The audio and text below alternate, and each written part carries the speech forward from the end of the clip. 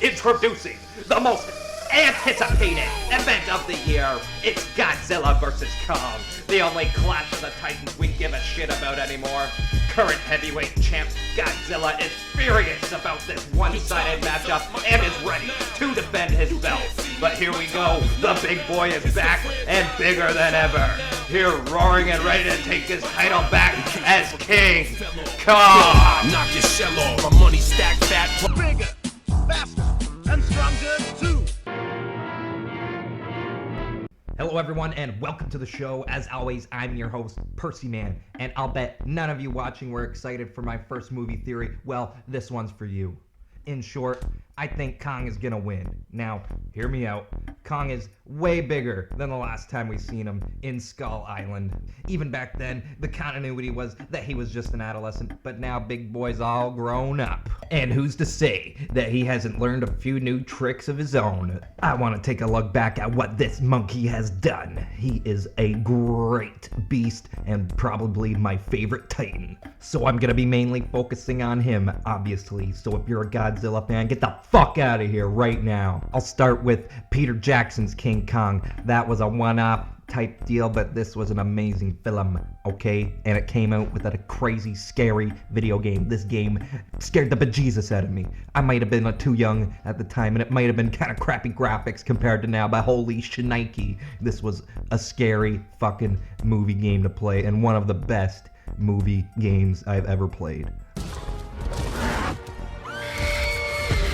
Here's the fight I want to focus on, and he could take a beating. Oh my god. He is fighting 3 giant T-Rexes about the same size as him. I know you can't compare them to Godzilla, but we're talking 3 versus 1, and this guy kicks ass, one hand behind his fucking back. That's what I'm talking about. Here we see just how fast Kong really is, and how agile he can be, doing all of his moves and skirting around these dinosaurs like they got nothing on him. He's breaking ankles left and right, keeping this lady safe.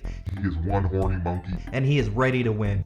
This Kong does not have a funny face. He has a long ass fucking reach. And he's not afraid to use all 4 appendages. He's even hella good at grappling as he gets on the back of this frickin' dinosaur. You kidding me?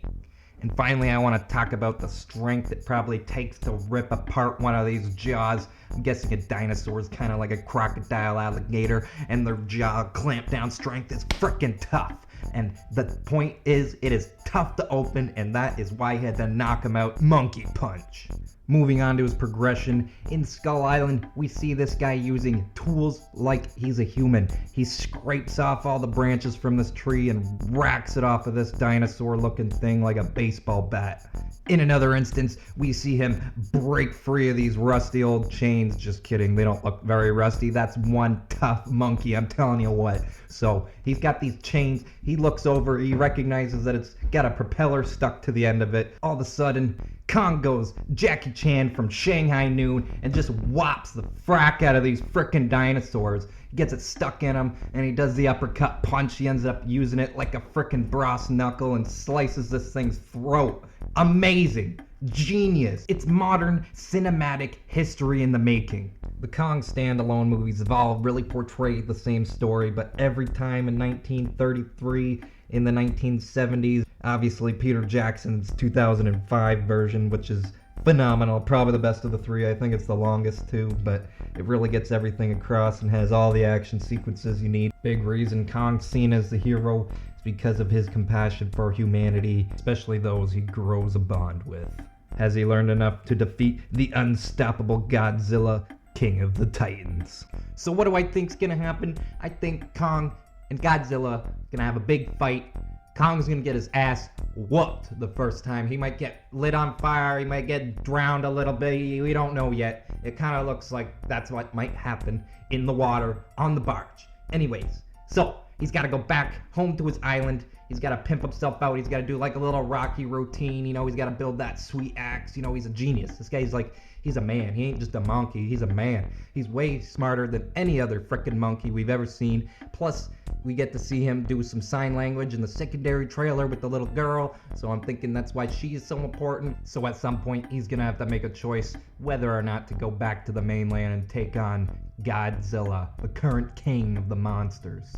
And when he does, he's gonna be in for a surprise because Godzilla has already done his plot line where he has been fighting Mechagodzilla at some point, and King Kong is either gonna come back.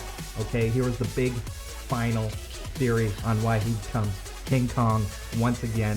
I'm thinking Godzilla's going berserk, and King Kong puts him down, and then Mechagodzilla comes out and they have to fight, and then him and Godzilla team up to defeat Mechagodzilla. So that concludes my video on why Kong will come back and reclaim his title as King of the Monsters. Alright, I'm your boy Percy Man. I'll catch you in the next episode. Okay, $19 Fortnite card. Who wants it? And yes, I'm giving it away. Remember, share, share, share. And trolls, don't get blocked.